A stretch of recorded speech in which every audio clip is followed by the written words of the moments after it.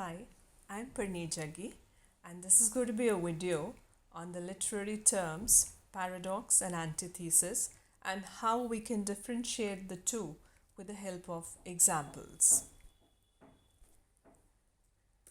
Now, let's see what is paradox. A paradox is a statement that contradicts itself or that must be both true and untrue at the same time.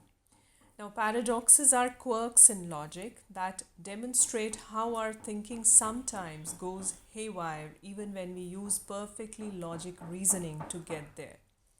But a key part of paradoxes is that they at least sound reasonable.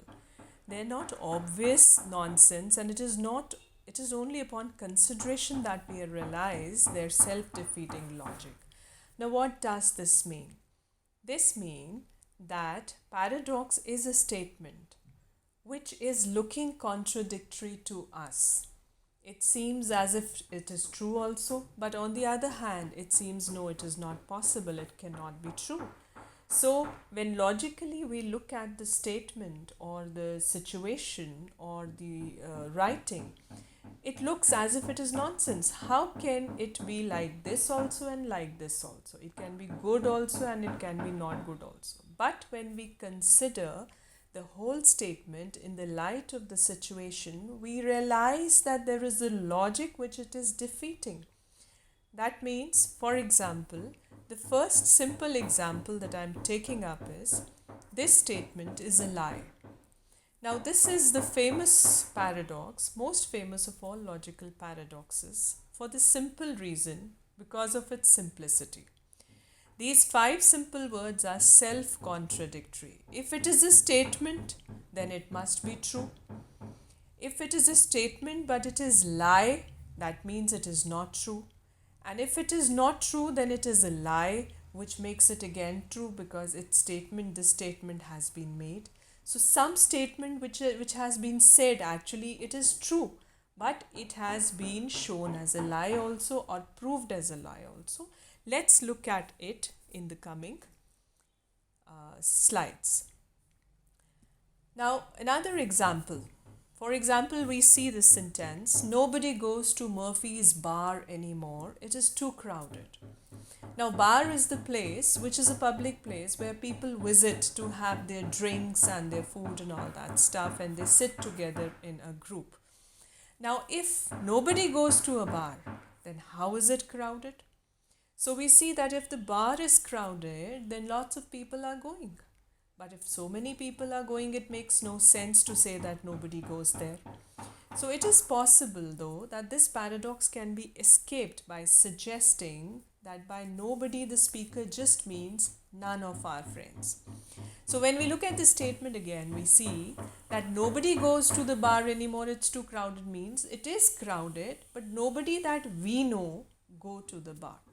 Nobody that we are familiar with or nobody who is our friend goes to the bar anymore. It is too crowded.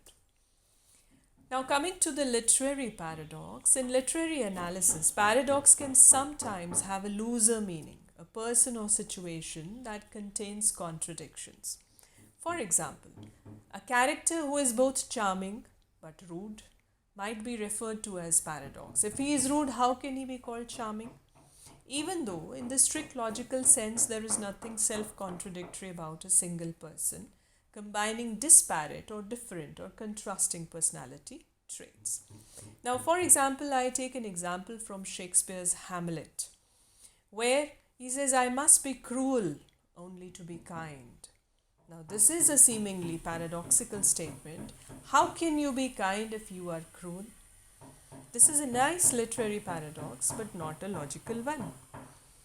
Cruel and kind are apparent contradictions, but of course it's perfectly logical to say that one must be cruel in one way or the another in order to be kind in some other way. So there is no logical contradiction and therefore no logical paradox also. The character Hamlet, however, combines different, disparate attributes of kindness and cruelty. So his personality on the whole can also be called loosely paradoxical. Now coming to the second term, which is antithesis.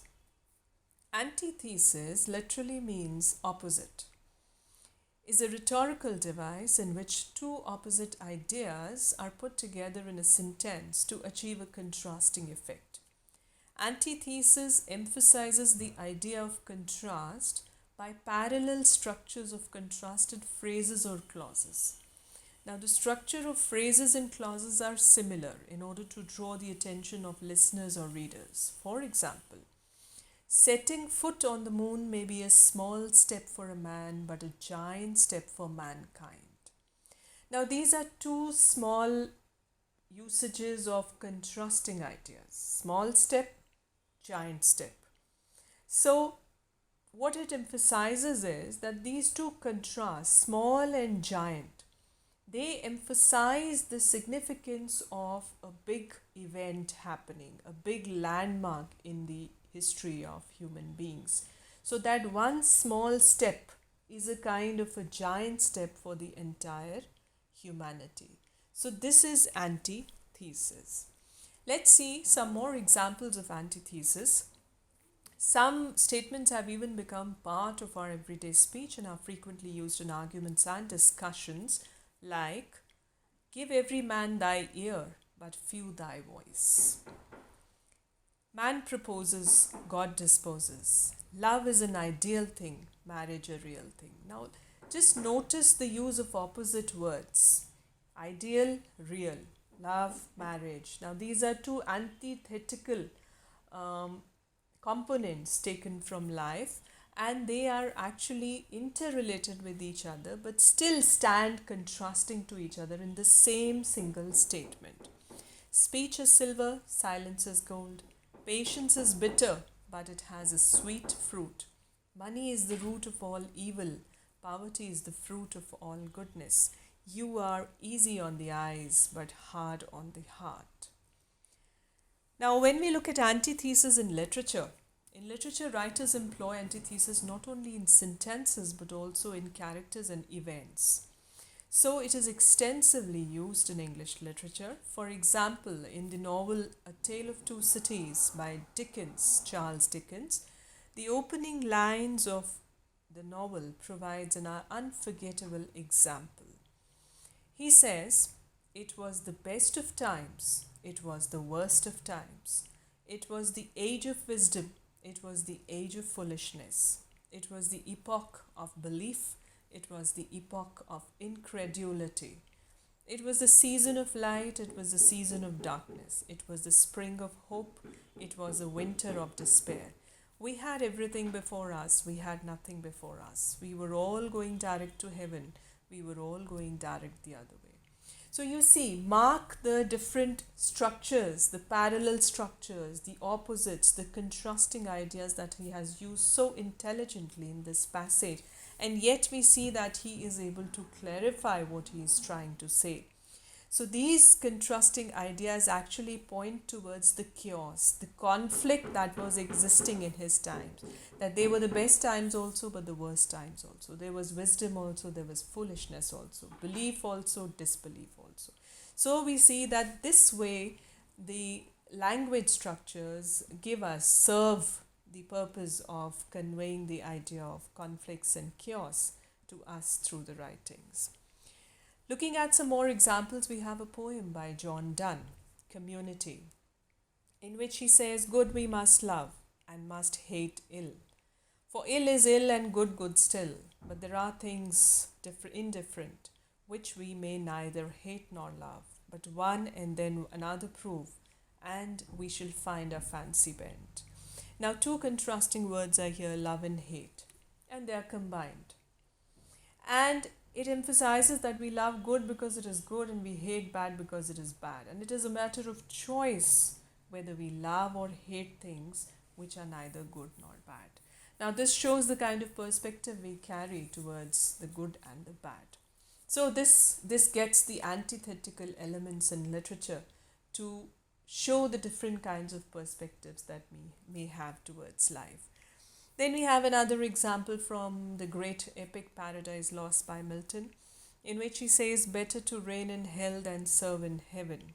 So rain and serve are opposites, heaven and hell are against, antithetical, to give us an idea of what he felt about what kind of life we need to have. Now let us look a bit into the differences between paradox and antithesis.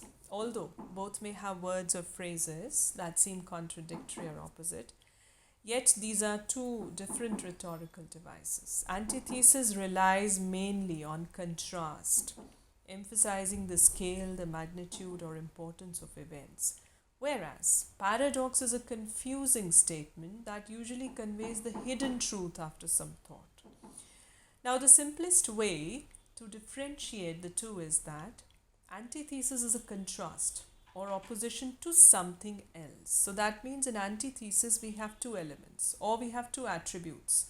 So usually you have a thesis and an antithesis, which is the contrast or opposition to the thesis. So we have two elements, two attributes, or two things that are being juxtaposed in the same statement or in the same writing. But in paradox, it is a self contradiction. It is like an oxymoron, a word or a phrase which itself signifies two contradictory meanings. Therefore, a paradox is like a thesis and an antithesis combined. We shall have a thesis and antithesis, two different things in the antithesis, but in paradox, one single word may be creating illusions and confusions and paradoxical thoughts, and it may not have a juxtaposition with another word. Then, in philosophy or poetry, an antithesis can be used to oppose a first thesis or first proposition. For example, in William Blake's The Tiger, the speaker asks who could make such a ferocious animal, and the speaker is perplexed as to who could make a ferocious thing such as a tiger, but also make something as docile as a lamb. And lamb is the antithesis of tiger. So we have two different antithetical elements, two things to be juxtaposed, the tiger and the lamb. He says, "Did he who made the lamp make thee? Tiger, tiger, burning bright in the forests of the night, what immortal hand or eye dare frame thy fearful symmetry?" So we see there are two things to be juxtaposed. To get the feel of one, we have to look at the other.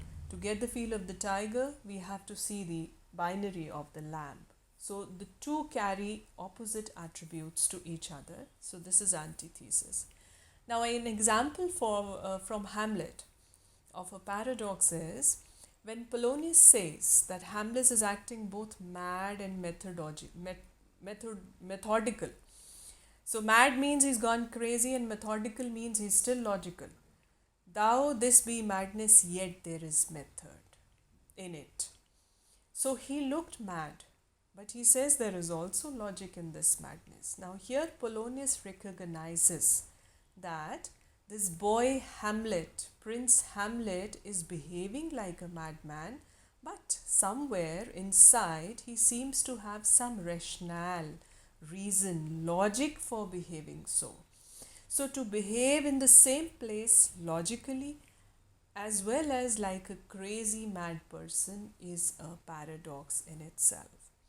So we see this is the way we can differentiate between the two. They are related, they are similar, yet there is a way we can differentiate, and the simplest way is that paradox can be self-contradictory and antithesis has to have one thesis and one antithesis, means the juxtaposition of two elements in the same work. So this was my brief analysis of the two terms, two literary terms, paradox and antithesis. Thank you for now.